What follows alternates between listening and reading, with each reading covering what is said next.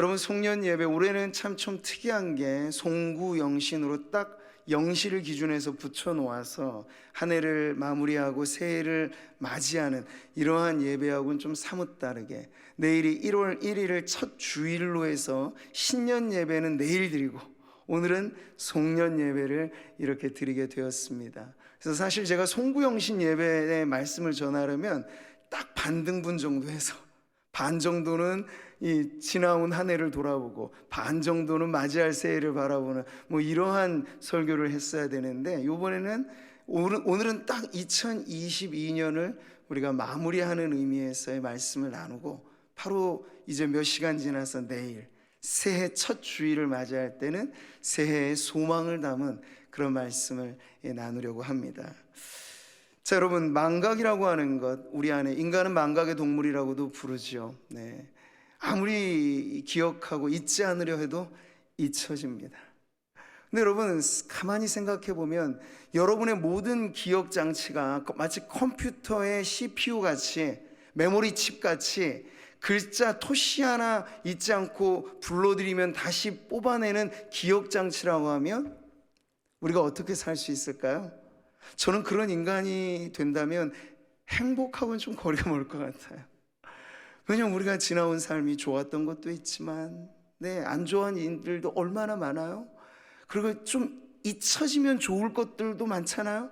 근데 그걸 우리가 다 주워 담아서 잊지 않고 그렇게 되면 버텨낼 수가 없어요. 그래서 어떤 의미에서는 잊는 것도 은혜입니다. 그래서 우리가 마땅히 지우고 잊어버리고 과거라고 하는 그냥 강물에 던져놓고 망각이라고 하는 그 바다에 집어넣어서 잊어버려도 될 것들에 대해서는 오늘 다 잊어버리시기를 바랍니다. 돈 떼어먹고 도망간 사람, 10년 전, 20년이 지났는데도 안 돌아와요. 근데 그거 계속 기억하면 우리의 마음에 그것 때문에 불행이 연장되는 거죠. 그냥 잊어버리세요. 10년 지나 20년 지나 못 갚을 돈이면 아니라고 보는 겁니다. 근데 그런 거 다 주님 앞에 맡겨드리고, 내가 서운하고 힘들게 했던 것들에 대해서는 잊어버리는 그런 은혜도 오늘 이 자리에서 우리 성도님들 안에 있기를 바랍니다.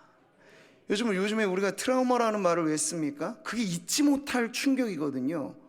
지나갔어요, 이미 사건은. 근데 몇 년 지나서도 사람들은 사회 집단적으로 트라우마를 앓고 있으면 무슨 사건만 꺼내면 사람들이 다 그것 때문에 괴로워하죠? 싸우죠? 이게 사회적 트라우마라는 게 있는 거예요. 근데 우리 성도들 안에는 그런 어떤 것들을 다 지워버리고, 그것 때문에 오늘을 건강하게 못 살고 내일을 희망차게 맞이하지 못하는 건 우리 인생의 큰 손해가 아닐 수 없어요. 그러니 잊을 것, 지울 것 미련 없이 날려보내는 것이 또 오늘 한 해의 마지막 날 우리가 해야 할 작업이기도 합니다. 자, 그런데 반대로 다 잊기만 하면 어떨까요? 이제 정말 연로하신 우리 어르신들, 뭐 꼭 연로에서만이 아니라 치매라고 하는 망각의 이 문제가 심각해지면요, 정상적인 삶을 또 살아갈 수가 없잖아요. 다 잊어버려지는 거거든요. 머릿속 지우개가 남편, 아내도 잊어버리게 만들고 자식들의 이름도 다 까먹게 만들고, 그러면은 이제 정상적인 삶이 어려워지는 거죠. 그래서 우리는 잊는 것도 있지만 세월 지나도 잊지 말아야 할, 우리 내면에 아주 잘 담아 놓아야 할 이 기억 장치, 창고가 또 있어서 올 한 해 우리가 지나오면서 소중히 간직해야 할 것은 또한 무엇인가 하는 것을 살펴봐야 되겠는데요, 저는 오늘 말씀을 통해서 우리가 꼭 기억해야 될 것, 다른 건 다 몰라도 잊어도 될 것들에 대해서 그냥 잊어버려도 되지만 이것만큼은 잊어서는 안 된다 하는 것에 대해서 오늘 말씀을 통해서 같이 나누어 보려고 합니다. 여러분, 17세기 스페인 작가 그라시안이라는 사람이 이런 말을 하였어요. 기록은 기억을 남긴다. 비슷한 말로 기록은 기억을 지배한다, 뭐 이런 말이 있죠. 물에 쓴 글자는 아무리 쓴들 쓰는 족족 사라질 것입니다. 그러다 만약 누군가 철피를 가지고 돌판에 새겨서 글을 쓴다, 그것은 수백 년, 아니 천년의 세월이 지나도 남을 수 있어요.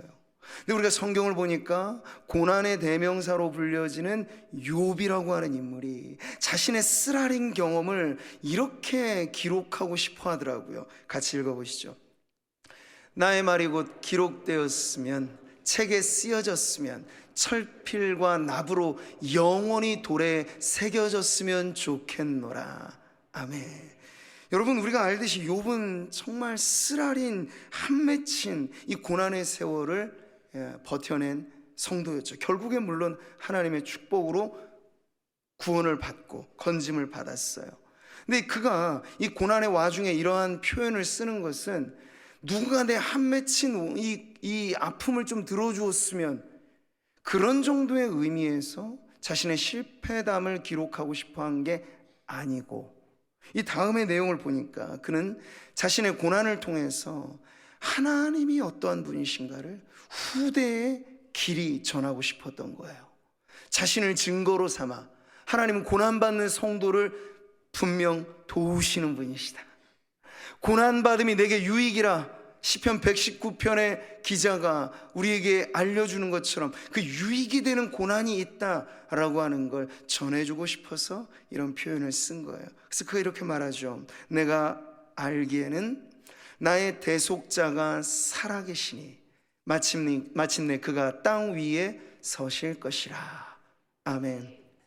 바로 그 하나님을 자신의 온 몸으로, 온 삶으로, 지나온 삶의 이력으로 전하고 싶은 마음에 철필로 돌판에 새겨 기록을 남기고 싶다 하는 그런 마음을 담아낸 거예요. 사랑하는 성도 여러분, 아까 우리가 교회가 지나온 1년의 역사를 아주 짧은 영상에 단편적이지만 담아냈죠. 저것만 보더라도 저 때 그게 있었지, 그달에는 저게 있었어, 주마등처럼 스쳐가는 이 한 해에 많은 일들이 있었잖아요. 근데 성도도 개개인으로 따져도 여러분의 한 해에 10대 뉴스거리가 있을 것이고, 여러분의 인생에 아주 중요한 이벤트가 있었을 것입니다. 근데 그 중에서 여러분은 남기고 싶은 것이 있다면 무엇입니까? 지우고 싶은 것이 있다면 또 무엇입니까? 오늘 말씀과 같이, 욥과 같이 여러분의 삶이 그 자체가 증거가 돼서 하나님은 살아계십니다, 나를 보십시오, 내 인생이 곧 그 증거입니다 라고 해서 여러분 기억을 다스릴 기록, 그것에 여러분의 인생을 새겨놓고 싶은 일들은 과연 2022년 한 해를 돌아볼 때 무엇이 있으신가요? 오늘 우리는 말씀을 듣는 이 자리에서 우리 자신을 그 앞에 비추어 보면서 우리가 꼭 기억해야 할, 내 한 해의 삶을 통해서도 잊어서는 안 될 하나님의 귀하고 귀한 은혜가 무엇인지를 돌아보는 그런 시간을 가지시기를 바랍니다. 자, 그런 점에서 여러분, 우리가 오늘 읽은 이 신명기, 거듭 반복한다 여호와의 명령을, 그러니까 이 신명기는 기억에 관한 책입니다. 잊어서는 안 될 것을 모세가, 이제 그는 못 들어가지만 이 신명기는요, 그래서 창세기로부터 민수기까지 안에 있는 모든 율법을 다시 한번 재천명하는 거예요. 일종의 거대한 율법에 대한 모세의 설교라고도 말을 하기도 하고요. 그래서 전혀 새로운 내용은 아니지만 이것을 새롭게 받아들여야 할 대상이 달라진 말씀이기도 하죠. 이게 무슨 말일까요? 이미 40년 광야 세월은 지나갔습니다. 지금 그 지나간 시점에서 신명기의 말씀은 발하여지는 거예요. 이제 약속의 땅 가나안이 코앞에 있습니다. 그 40년의 세월 동안 일어난 일이 있었으니 출애굽 1세대는 다 정리가 됐어요. 여호수아와 갈렙을 제외한 모든 출애굽 1세대는 광야라고 하는 그 땅에 묻혀버려서 이제 그들은 지나간 세대가 되어버렸습니다. 이제 남은 과업은 출애굽한 이후 이 광야 시절에 태어나고, 그리고 출애굽할 당시에 성인의 수에 들어가지 못했던 이 자녀들이 자라가서 이제 그들이 가나안 1세대가 되어야 할 이 중요한 위치에 서 있을 때, 지금 모세는 출애굽 1세대를 대표하고 다음 세대들에게 신앙을 전수하는 영적인 리더로서 그 율법이 가지고 있는 의미를 다시 이 출애굽 2세대, 가나안 1세대들에게 신명기의 말씀을 통해서 전해주게 된 것이죠. 그래서 신명기 제일 처음에 내용을 보게 되면 그 말씀을 듣는 대상들과 목적이 여기 잘 나와 있습니다. 같이 한번 한 목소리로 읽죠. 시작.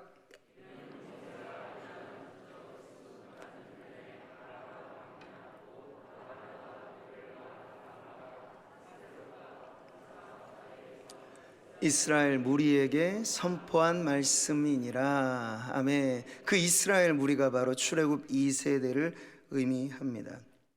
자, 이 신명기 말씀은 그래서 하나님의 백성들이 약속의 땅에 들어가기에 앞서 이제 젖과 꿀이 흐르는 땅, 그 축복의 땅을 발로 밟기에 앞서서 그들이 지나온 이 광야 40년의 의미를 어떻게 그들이 기억해야 할 것인가에 대한 말씀으로 전해지게 되는 거예요.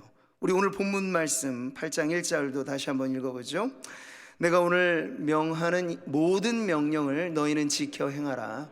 그리하면 너희가 살고 번성하고 여호와께서 너희의 조상들에게 맹세하신 땅에 들어가서 그것을 차지하리라. 아멘.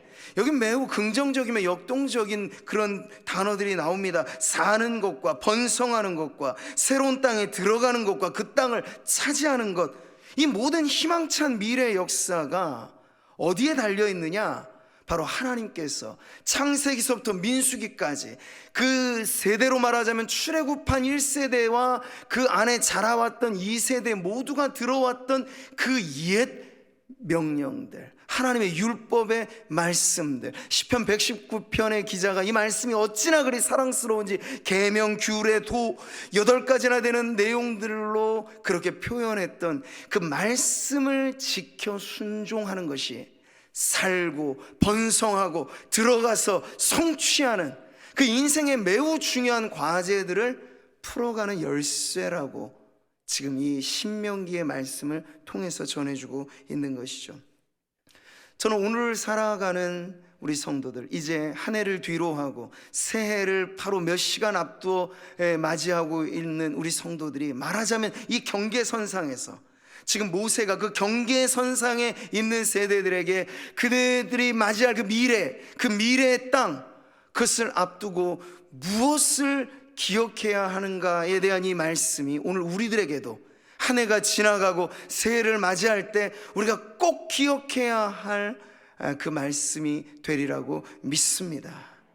저는 오늘 2가지로 우리가 기억해야 될 말씀을 전하고 싶은데요, 그 첫 번째는 광야입니다. 따라해 보겠습니다. 광야를 기억하라. 2절 말씀이죠. 내 하나님 여호와께서 이 40년 동안에 내게 광야길을 걷게 하신 것을 기억하라. 아멘. 자, 여러분, 하나님께서 기억하라고 하시는 이 광야, 여기 40년간 광야에서 죽어갔고 광야가 거대한 무덤이 되었던 1세대 이스라엘 백성들에게 이 광야가 여러분 어떤 땅일까요?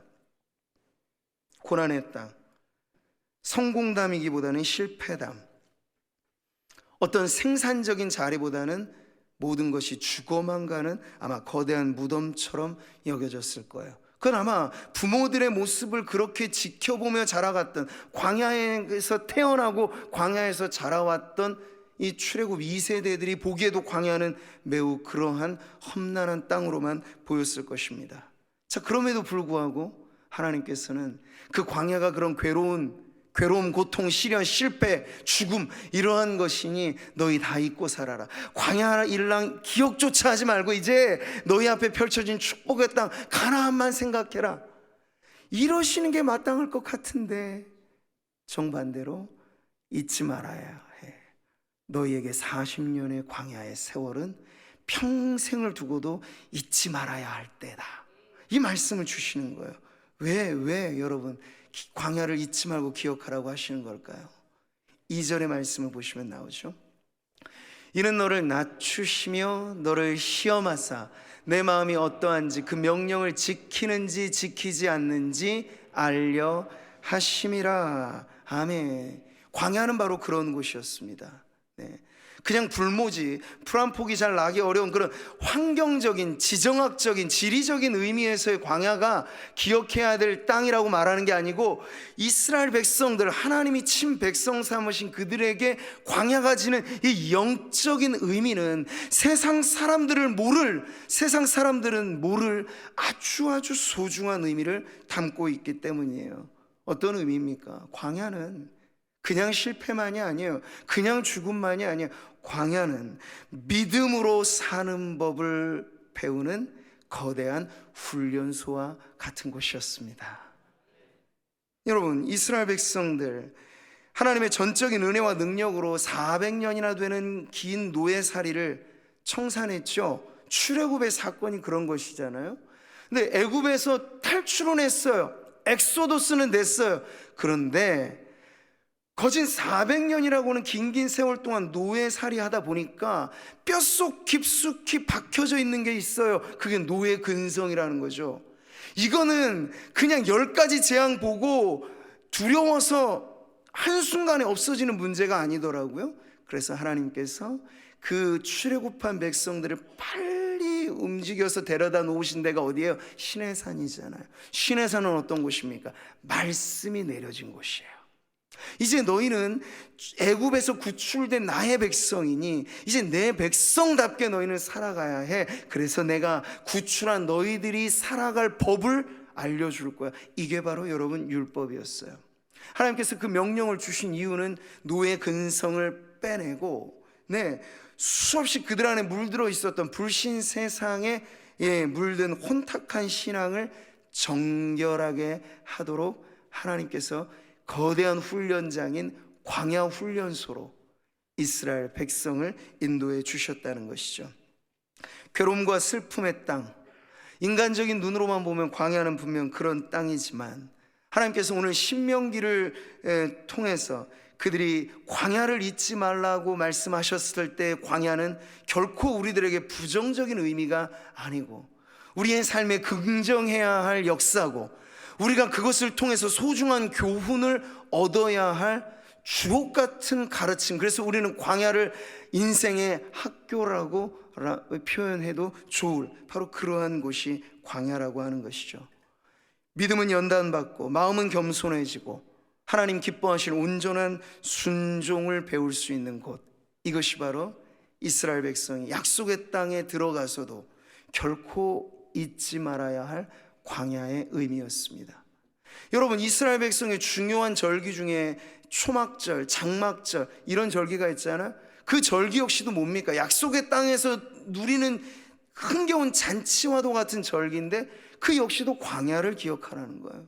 광야에서 힘들게 텐트 치면서 이리 옮기고 저리 옮기며 유목민적인 삶을 살았던 정착민이 아니고 너희들의 근본의 삶의 원리는 천국의 나그네로서 살아가는 것이다 라고 하는 것을 가르쳐 주시려고 이제는 약속의 땅에 정착한 시기에도 유목민 시절의 그 텐트 생활을 잊지 말아라 하는 의미에서 아주 중요한 절기로 장막절, 광야를 기억하는 절기도 가르쳐 주셨어요. 유월절도 그런 의미와 똑같죠.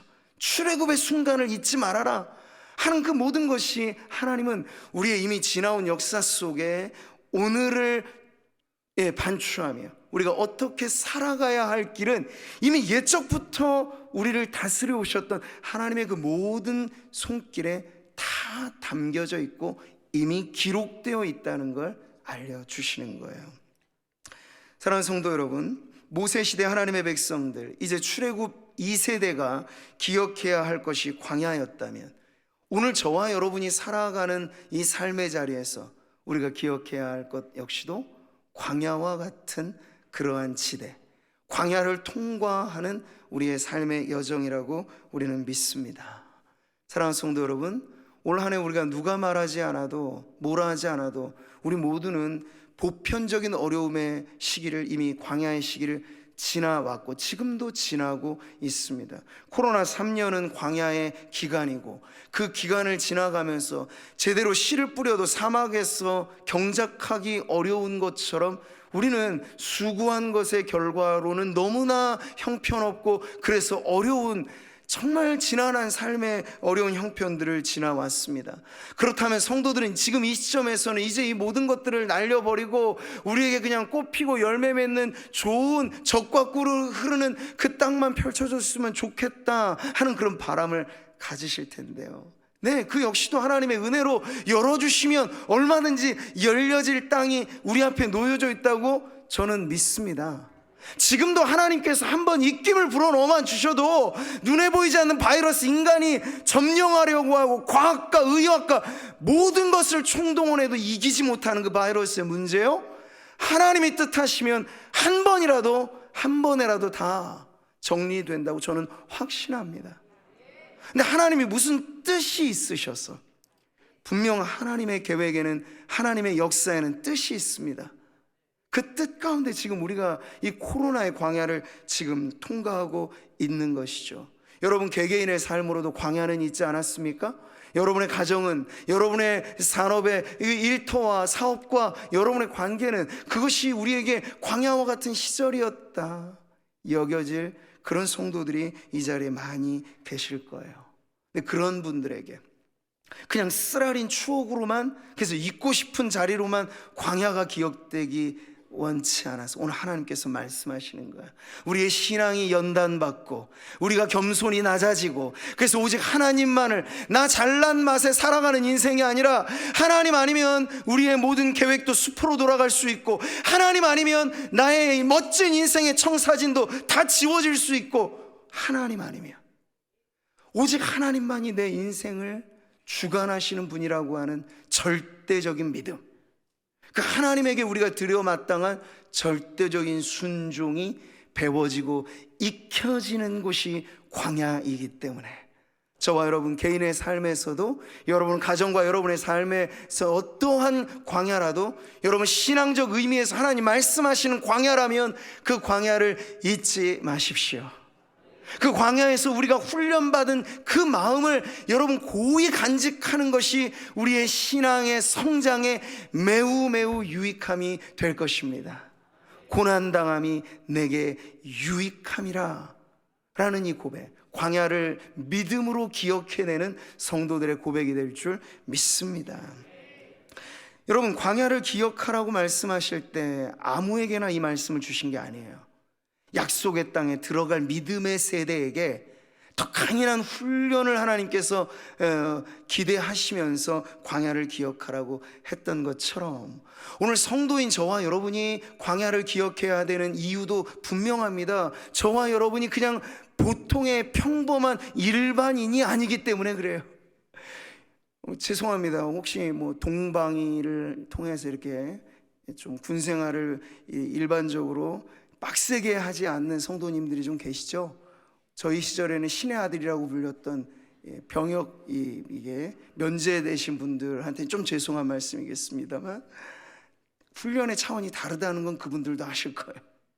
정규 군대에 들어가게 되는 것과 이 그렇지 않게 일반적인 동사무소에서 복사해주고 민원 처리해주는 대체 복무를 하는 분들이 받는 군사훈련은 같아서도 안 돼요. 왜? 그분들은 복사해야 될 게 사명이고 심부름해야 될 게 일이기 때문에 오히려 이분들한테는 서비스 교육을 시켜주는 게 맞아요. 근데 만약 여러분 전쟁 발발 시 총탄을 들고 미사일을 실어주고 적진을 깨부수한 이런 전쟁의 특수 부대원으로 착출됐다, 그분들이 받는 훈련은 엄청난 것이죠.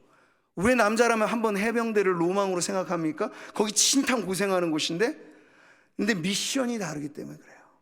여러분, 우리가 성도이기 때문에, 왕같은 제사장, 하나님의 소유된 백성이기 때문에 우리에게 광야를 허락하여 주셨다는 걸 여러분 믿으시기를 바랍니다. 그냥 고생하라고 주신 게 광야가 아니고, 우리가 앞으로 우리가 감당해야 될 미션이 있기 때문에 사명에 걸맞은 훈련을 받는 것입니다. 여러분 지금 인생을 지나오면서 지금은 다 이해가 안 되지만, 하나님이 왜 나를 이렇게 혹독하게 다루실까, 그게 영 이해가 되지 않는 성도들이 여기 계십니까? 나중에 알게 될 거예요. 하나님께서 내게 맡겨주신 사명이 너무나 고귀한 것이고, 그 사명은 일반인의 정도의 영성 가지고는 안 되기 때문에 하나님이 나를 광야로 몰아 넣으신 거구나. 그때 가서 여러분 감사할 그 마음이 생기실 텐데, 저는 지금도 미리부터도 우리의 인생의 광야가 실패의 땅으로 기억되지 않고 그곳이 연단과 우리 자신이 하나님 앞에 거룩한 성도로 빚어지는 은혜의 자리였다고 기억하는 우리 성도님들 되시기를 축복합니다. 두 번째, 오늘 우리가 기억해야 될 곳이 있습니다. 따라해 보겠습니다. 만나를 기억하라. 자, 성경 구절 같이 읽으시죠. 너를 낮추시며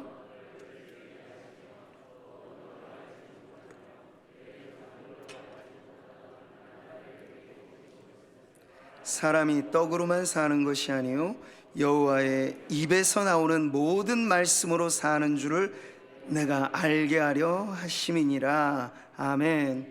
만나 우리가 잘 알고 있는 것이죠. 여러분이 만나는 평범한 음식이 아니었습니다. 이건 기적의 음식이었습니다. 광야는 농작이 안 되는 땅이잖아요. 뭐 씨를 뿌리고 물 주고 길러서 먹을 수 있는 땅이 아니에요. 그 만나라고 하는 거 아주 특이한 식물이었는데 아침에 이슬과 함께 내려지는데 이게 하늘 양식이라고 그래서 말씀하신 이유는 하나님께서 농작으로 거둬들일 수 없는 음식을 하나님의 기적적인 섭리와 역사로 주셨기 때문에 이것을 하늘 양식이라고도 부르는 것입니다. 여러분, 가끔씩 뭐 기적이 일상이 된다 이런 말 멋스럽게 쓸 때가 있죠. 근데 여러분, 기적은 일상이 되면 안 돼요. 일상이 되는 기적은 기적이 아닌 것이겠죠. 그리고 기적이 일상이 될 때 벌어지는 일이 어떤 건지를 여러분이 아셔야 되는데, 처음에 우리가 만나를 받았을 때 이스라엘 백성이 어떻게 했는지 아세요? 이것이 무엇이야 하면서 이름을 만나라고 부른 거예요. 놀랬거든요. 이건 우리가 경험해 보지 못한 양식이거든요. 깜짝 놀랬거든요. 그 기뻐했거든요. 감사했습니다. 그런데 이틀 지나도 만나, 일주일 지나도 만나, 한 달 지나도 만나. 그래서 그들이 볶아 먹기도 하고 쪄 먹기도 하고 아주 멋스럽게 만들어 먹기도 했는데 1년 지나도 만나, 10년 지나도 만나. 근데 그 만나가 기적의 양식이라고 하는 점엔 변함이 없잖아요. 근데 그걸 매번 받다 보니까 나중에는 이 사람들 안에 이 만나에 대한 태도와 만나를 받아들이는 마음이 완전히 바뀌어지기 시작했어요. 더 이상 만나는 놀라운 기적이 아닌 게 된 거예요. 민수기 21장에 보면요, 거기에 대한 아주 극단적인 백성들의 모습이 나오는데 이렇게 반응을 하더군요. 만나를 두고 말이에요. 백성이 하나님과 모세를 향하여 원망하되 어찌하여 우리를 애굽에서 인도해내어 이 광야에서 죽게 하는가? 이곳에는 먹을 것도 없고 물도 없도다. 우리 마음이 이 하찮은 음식을 싫어하노라 하매. 아멘. 여기 하찮은 음식을 뭘 말하는 걸까요? 만나를 가리켜 하는 말이에요. 처음에 안 그랬어요. 와, 놀랬어요. 그러니까 여러분 보시면 이스라엘 백성이 참 어리석어 보이잖아요. 그렇죠? 우리 같으면 안 그럴 텐데, 우리는 역사의 이 성경을 통해서 끝까지를 다 아니까. 누가 범인인지 알고 보는 드라마 흥미롭지 않고, 뭐 범죄 스릴러 누가 이 범인인지 알면 재미없는 것처럼 우리는 마치 그렇게 역사를 대하게 되는데, 만약 여러분 이것이 오늘에 반복된다면 우리는 다를까요? 한번 비교해 보시죠. 그들과 다르게 우리가 받아먹는 신비롭고 기적적인 음식이 있어요. 여러분, 오병이어의 기적의 현장에서 예수님께서 떡 먹고 물고기로 배불린 사람들에게 정작 전해주고자 하셨던 말씀은 따로 있었거든요. 그 말씀이 뭔가요? 같이 보시죠. 나는 하늘에서 내려온 살아있는 떡이니 사람이 이 떡을 먹으면 영생하리라. 내가 줄 떡은 곧 세상의 생명을 위한 내 살이니라 하시니라. 아멘. 우리가 이스라엘 백성이 먹었던 그 신비로운 양식, 하늘의 양식, 기적의 음식, 만나보다 못한 음식을 지금 먹고 있느냐? 아니에요. 예수님은 그 희미한 그림자가 실체가 되어 이 땅에 오셔서 하시는 말씀이 내가 곧 생명의 떡이라고 말씀을 하셨습니다. 여러분, 우리의 구원은 철저히 예수 그리스도에게 속하는 문제죠. 우리가 성찬을 대할 때 이 떡은 너희의 생명을 위한 나의 살이라고 말씀을 하시고, 이 포도주, 이 자는 너희를 위한 내 언약의 피라고 말씀하심으로써 우리가 받아먹고 누리는 것이 옛날 옛 시대의 만나하고는 비교가 안 될 만한 엄청난 은혜라고 하는 걸 우리는 지금 체험하고 있습니다. 그런데 문제는요, 제가 묻고 싶은 건 이거예요.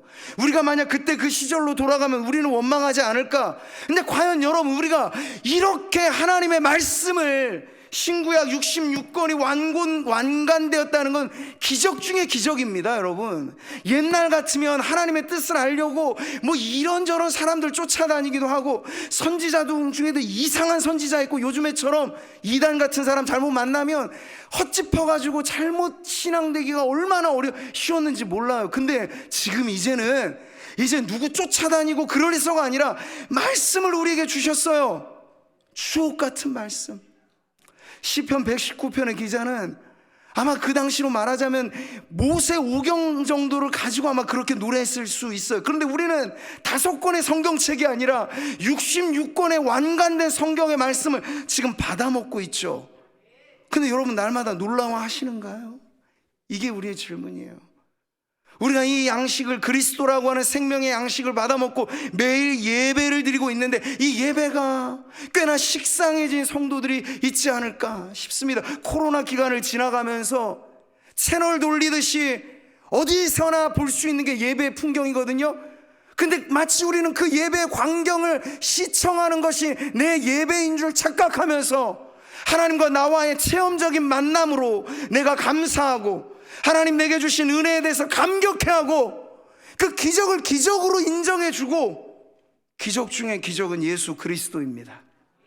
그 예수 그리스도를 대할 때마다 내 마음이 두근거리고 설레이고, 십자가를 대할 때마다 바울이 그랬던 것처럼 내게 자랑할 건 예수 그리스도의 십자가밖에는 없어요 라는 그런 고백으로 여러분은 식상하지 않게 오늘 우리에게 주어진 만나보다 탁월한, 만나와는 비교할 수 없는 이 하늘의 양식에 감사하고 계십니까?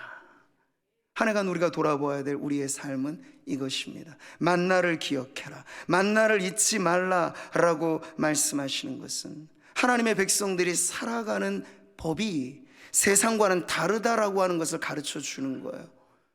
세상 사람들은 오병이어의 현장에 있었던 사람들과 크게 다르지 않아요. 먹을 것이 있으면 기뻐합니다. 근데 그 군중들은 먹을 것이 떨어지면 폭동합니다. 이게 세상의 법칙이에요. 그러나 하나님의 백성들은 좀 달라야 되죠. 사는 동안 먹을 것 많아진다고 기뻐하고, 먹을 것 좀 없어진다고 우울해하고, 기준점이 거기에 있는 게 아니라 하나님 말씀하셨어요. 너희는 떡으로만 사는 인생 아니고 바로 여호와 하나님 입에서 나오는 말씀을 따라 살아가는 인생이다. 만나를 기억하라. 바로 그런 의미입니다. 말씀 없이는 살 수 없는 인생이 바로 우리이고, 하나님은 우리를 어두운 데서 불러내어 그의 기이한 빛에 들어가게 하신 목적과 이유가 있어서 우리를 구원의 길로 인도해 주신 겁니다. 사랑하는 성도 여러분, 성도들 중에, 예수 믿어 구원받은 성도들 중에 목적 없는 성도는 없습니다. 우리가 모를 뿐, 아직 발견하지 못했을 뿐.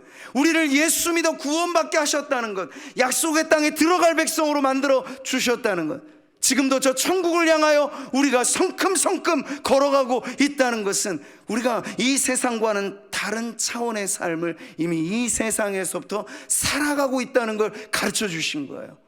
사랑하는 성도 여러분, 그 삶을 살아감에 있어서 만나를 잊지 마십시오.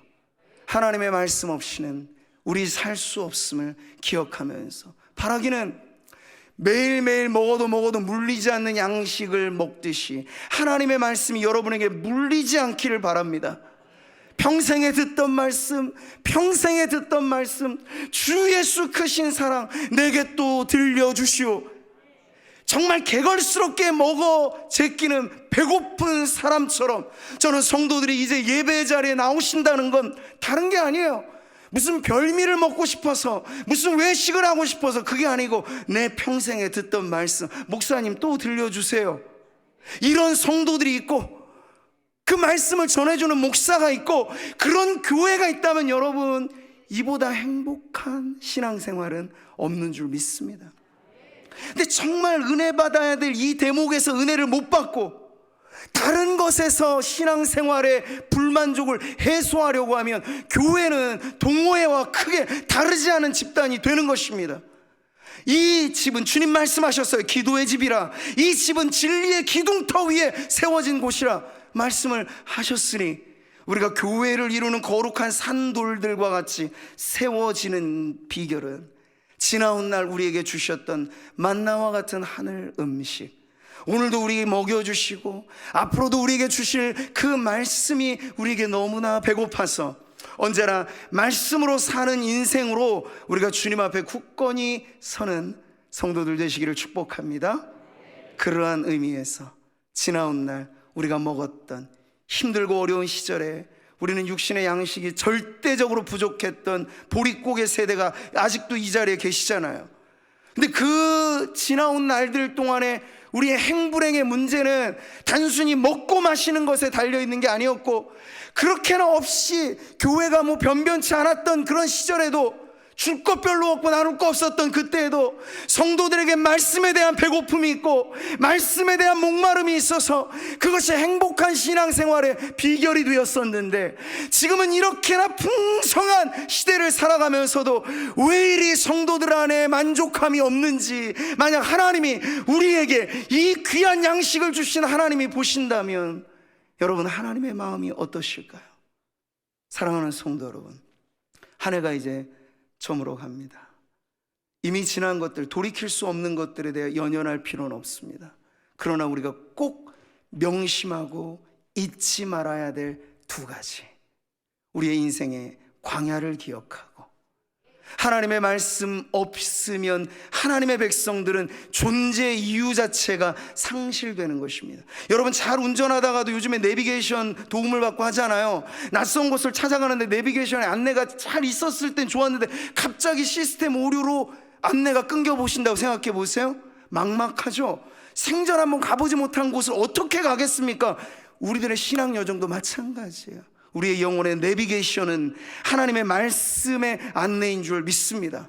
그 말씀 따라 우리가 가보지 못했던 미래라고 하는 낯선 땅을 여러분 여행해 갈 때 꼭 이 말씀을 붙잡고 의지해서 그 말씀에 대한 감격과 그 말씀에 대한 기대도 우리가 기도로 잃어버리지 않고 그 기적을 기적인 줄 알아 하나님 앞에 감사하는 성도들 되시기를 주님의 이름으로 축복합니다.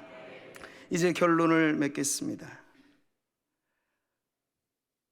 0시에 딱 맞춰서 송구영신 예배를 드릴 때는요, 애누리가 없어요. 애누리 없이 설교하다가도 딱 끊어서 시간 맞춰야 되는데 오늘은 조금 마음에 여유가 있습니다.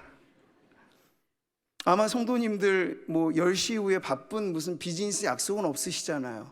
그렇죠?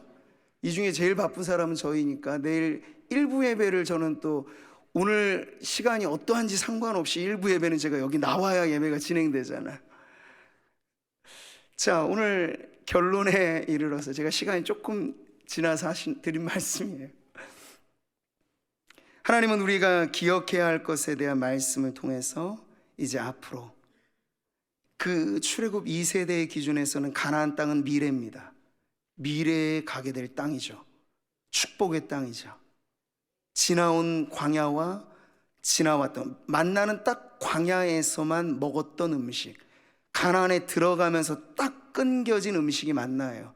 그 소중한 만나의 의미를 기억하면서 이제 축복을 기대하라고 주님 말씀을 하세요. 오늘 마지막이 1절 한 번 더 읽고 마치겠습니다. 내가 오늘 명하는 모든 명령을 너희는 지켜 행하라. 그리하면 너희가 살고 번성하고 여호와께서 너희의 조상들에게 맹세하신 땅에 들어가서 그것을 차지하리라. 아멘. 2023년 한 해 여러분은 살고 먹고 인생에 여러 가지 많은 계획들을 지금 벌써 다 계획해 놓으셨겠죠. 근데 그게 그대로 되느냐 마느냐는 2023년 송구영신 예배 때 되면 또 비슷한 뭔가가 반복될 수도 있겠고, 아니면 전혀 다르게, 야, 내 인생, 내 평생에 2023년은 내가 가보지 못한 땅을 여행한 시기였다라고 하나님 앞에 흥겨워하면서 기뻐하게 될지, 여러분 어떠한 차이가 무엇으로 인해서 벌어지게 되느냐? 오늘 이 말씀에 답이 있어요. 이미 여러분이 듣고 또 듣고 또 들었던 하나님의 말씀을 새로이 여러분의 마음판에 새기고, 순종이라고 하는 건 매일의 결단이기 때문에 매일 새로워져야 합니다. 새 부대가 되어서 여러분도 신실한 주님이 우리를 사랑하여 주신 말씀에 부합하여 우리도 신실한 믿음으로 그 말씀에 순종하며 살리라 오늘 결단하시고, 내일 신년 예배로부터 그 결단을 결행에 옮기시게 된다면 저는 하나님의 말씀으로 약속합니다. 감히 축복합니다. 여러분의 인생은 축복이 펼쳐지게 될 것입니다. 여러분이 살고 거하고 그리고 계획하고 성취할 그 모든 일들, 내 힘 가지고는 안 될 수 있지만 하나님의 말씀을 의지하여 하나님께 기대하며 나아가게 된다면 반드시 여러분을 축복의 땅으로 인도해 주실 것입니다. 그 하나님과 함께 이제 새로운 새해를 맞이하는 우리 모든 성도님들 되시기를 주님의 이름으로 축복합니다.